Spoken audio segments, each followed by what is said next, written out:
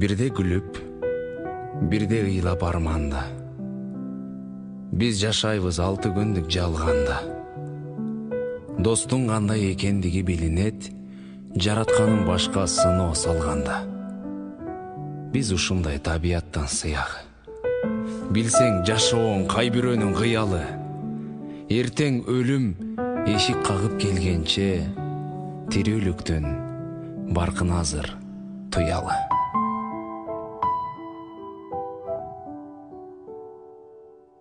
Zamanım, zamanım, zamanım, ajıratpay jakşı jamanın. Zamanım, zamanım, zamanım, kандай болот. Мынакей достор, аман-эсен Баткен жергесине дагы жетип келдик.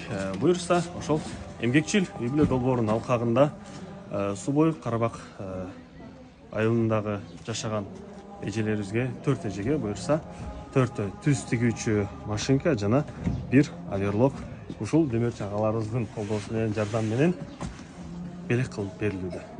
Кандай болот эми талабы, zaman болду түшкү кирбеген, жан дүйнөнө уруп кирбеген. Оң көзүмө душман, сол көзүм сүйлөшүүнү билбейм ким менен. Чыныгы достун аты бөлөк, жаны бир. Кыяматта бара турган жолу да бир. Чыныгы дос кубат берет, чынында сендейлер керек. Ар дайым жеңишке себеп, көңүлүңдү бийиктет. Бул кандай келди десеңиздер, албетте фондубуз ортодо көмөкчү же болбосо бир себепкер болобуз.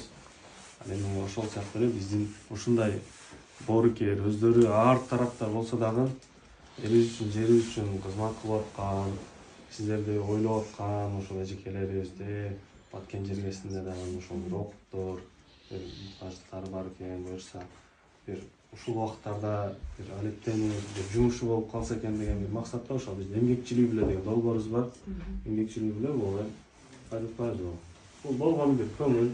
Иншалла бул машинкалар менен бири-бириңиздердин ортоңузда дагы ынтымакты, иримдикти, айтканда жакшы, мисалы биз үмүт кылабыз.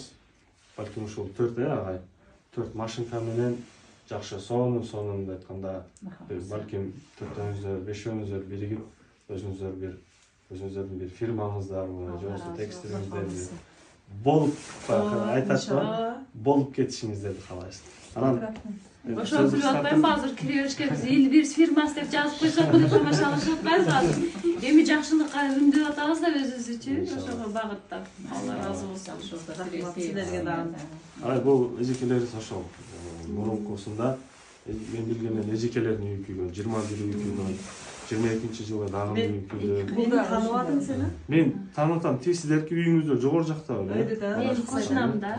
Ооба, сиздердин да үйүңүздөр 2 жол кайрылды беле? Былтыр 50 миң бергенсиң бизге, бир жол эле. Мурда жылы. Мурда жылы күйгө 10 үй күйгөнбүз. Бир 25 миң келип бергенсиңер, анан дагы 35 миң бергенсиңер. Биякта 35 миң бергенде жеңе макан үйдө бийман болгон. Эң акырында кийинде ошол берген. Сиздердики үй? Бизге бийлер Быйыл күйдү да, бул дагы ошо кошунабыз алдыбыздагы. Бирок кандай болгон жакта дагы мен тагдыр. Быйыл өтө эле Тажикстан абий тартып койду бизди, өтө мен үчүн жаман кыйын болуп кетти, чындыгында. Негизи бир 15 комната үйүм күйүп кетти. Өзүм аял башым менен миграцияда иштеп жүрүп, ошол особняк үйлөр саган элем. Ичиде ысык суу, суук суу, бүт баары бар, условиясы бар эле. Эми тагдыр экен да. Өзү десең калды. Көз тартат экен. Алланын айтканындай болот экен. Мындай сиздердей жакшы адамдардын баанасы менен толукталып атат. Кемчилигибизчи мындай бирөө мындай берет экен, жардам берет экен, Алла ыраазы болсун. Бүгүн дагы бизди кубантып атасыздар. Алла ыраазы болсун, мажалла. Жетин албай эле бул чалгандан бери сүйүнөм да, мен өзүмчө элечи жүгүрүүнү ий деп сүйүнүп атпайбызбы?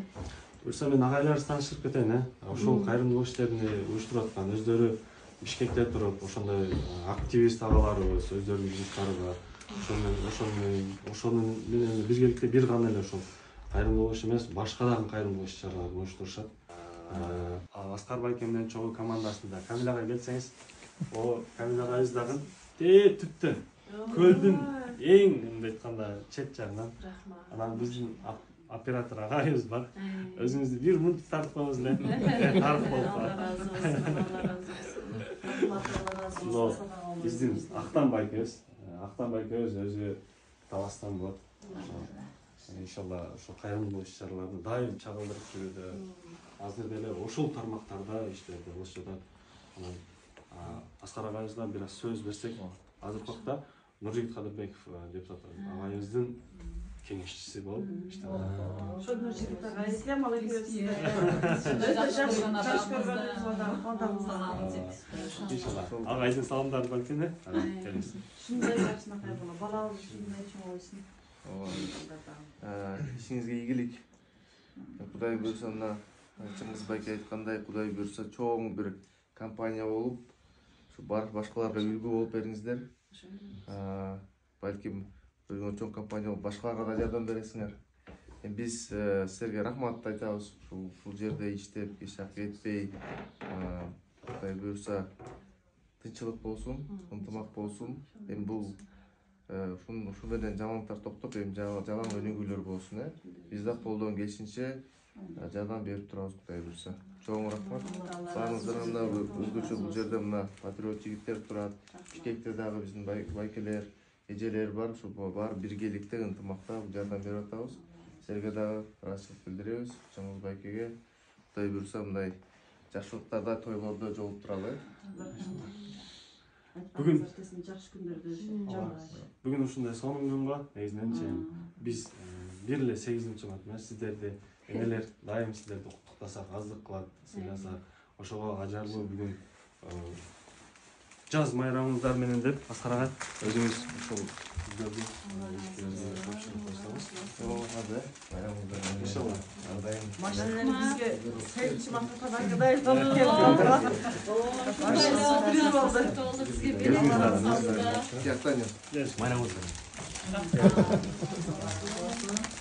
Өмүрүңүз болсун. Рахмат, Алла разы болсун. Бул 8 март эстен чыкпай турган болду го. Буйрса иншалла. Рахмат. Ассаламу алейкум, кыргыз элим. Элим барсыңбы. Сиздерге чоң рахмат. Иштериңиздерге ийгилик. 8 мартта бизге күтүлбөгөн белектер болду. Аябай кубанып, кубанычыбызга батпай. Сөз жок, не деп сүйлөшүмдү азыр толкунданып турам. Сиздерге рахмат. Алла разы болсун. Жана бир алым кишинин сөзү бар. Эгерде дейт бир адам бир ийнени жасаса дейт, балким күнүгө 10-15 жасайт дейт да. Бирок ошол жамаат болуп, балким 4-төө биригип жасаса дейт, балким ошол киши мындай айтканда жасаган ийне бир киши 15 жасап аткан болсо, 4-төө балким өз жаса 60 жасамак. Бирок алар 4-төө биригип конвейер болуп, бири отуну алып келип, бири эгөлөп, бири тешип, неме кылганда балким 300-дөн 500ге чейин багым бул мындай айтканда 5-10 эсе көп болот да. Буюрса сиздердин дагы ошол баягы ынтымагыңыздар, биригимдигиңиздер, мындай айтканда дагы бекем болсун. Бул кылып аткан иш-чаралар мындай айтканда чыгарып аткан буюрса сиздердин өндүрүлгөн товарыңыздар көптөгөн инсандардын көңүлүн көтөрө турган, маанайын көрүп сүйүнө турган, сиздерди көрүп биз дагы сүйүнүп атабыз. Айтып атпайсыңар, возражение испепла депчи. Сиздердин бул эки жолу үйүңүздөр күйсө, моментально эле ой машинып калады. Чынында эле кеп калат. Эки жолу күйсө, бирок ушундай маанайда, ушундай айтканда дагы да позитив болуп, окуп, аракет кылып атканыңыздарды бул сүйүнүп атабыз да биз делечи. Анан албетте сиздерди буну өндүрүп, өркүндөтсөңүздөр дагы сүйүнөбүз. Рахмат. Жамаатыңыздарга береке берсин. Эми ушул бизге ушундай настроение, маанайды тартуулап, бизди ушу алаксытып окуткан мына Кызылай коомуна да рахмат. Булар силер себепчи болуп атасыңар да. Ушуларга өтө ыраазымын. Мен бул бир туугандай болуп калдым да, сен менин бир тууган инимдей эле элестетем да. Чалсаң эле мен сүйүнүп кетем да, о мен бир тууганым чалды депчи. Кече жайда биз telefon номерлерин таппай калып да бул балдардын. А сизде бар экен да мен. 18 алам жараткан Аллахка мактоолордун ажактоолор болсун, сагалаттардан саламдар болсун. Аллахым şu күнгө буйруп, ушул күнгө жеткизген. Мына силер ар бир жактан ар кайсы областтардан, ар кайсы жерлерден келип, ушул бизге жакшынакай бир нерсени, кандай бир үмүт, шам чырак десем да болот. Ошондой нерсени алып келип бизге берип атасыңар. Мындан кийин биз ошол жарыкты абайлап, асырап, жакшы гана сөздөр, жакшы гана бир нерсени пайдаканга аракет жасайлы. Силердин мөмөлөрүн алайлы. Алхамдулилла. Ушул силерге ден соолук, узун өмүр, ушул дүйнөдө тынчтык болсун. Аллахым бизге жардам берсин. Ошо пайгамбарыбыз Мухаммед алейкассалам айткан экен, бирөөгө жардам сурап келгенде ар бир инсандын 72 тамыры ийилет экен да, ушул мага жардам берет экен деген. Мына ушул мисалда, мына ушу 72 тамыры ийилип, мыналар жабыркап турганда силер мына атыңарда, затыңарда жарашкан элим барсынбы деп, мына элден сураган. Бул эң кандай жакшы, эки гана сөздө дүйнө турат. Ошо дүйнөнүн ушул силер биздин алаканыбызга алып келип берип атасыздар. Силерге рахмат. Алла жар болсун, Аллахым узун өмүр берсин. Ишиңерге мындан да ийгилик болсун, ар бириң үйүңө бакыт болсун, жүрөгүңөргө иман болсун, башыңарга иман болсун. Дайыма урмат сыйды тажы кылып башыңарга кийип жүргүлөр. Ушулар ким сүйгөп бакыт тилеген бакытты тажы кылып желкеңдери алып жүргүлөр. Силерге мына ушу оозубуздан чыккан ар бир сөзүбүз жүрөгүңөргө жетип, ушул жүрөгүңөр менен ушул окшогон байкуш мындай зарыккан адамдардын зарылчылыгын берип атасыңар. Аллахка миң кала шүгүр. Ушул Аллахтын жардамы менен ушул жерге келип мындай отурабыз да. Менин оюм ошондой да. Аллахка рахмат. Силерге да Аллах разы болсун. Биз разы, Аллах да разы. Өмүрүңөр узун болсун. Эч качан жаман нерсе болбосун. Жалаң гана жакшылыкты берип, бизге окшогондор үмүт жандырып, жакшы нерселерди ойлопсуңар, жакшы нерселер ишке аша берсин. Алхамдулилла. Rabbana atina fid dunya hasanatan wa qina adhaban nar. Amin. Tinch болайық. Башыңар аман болсын. Рахмат.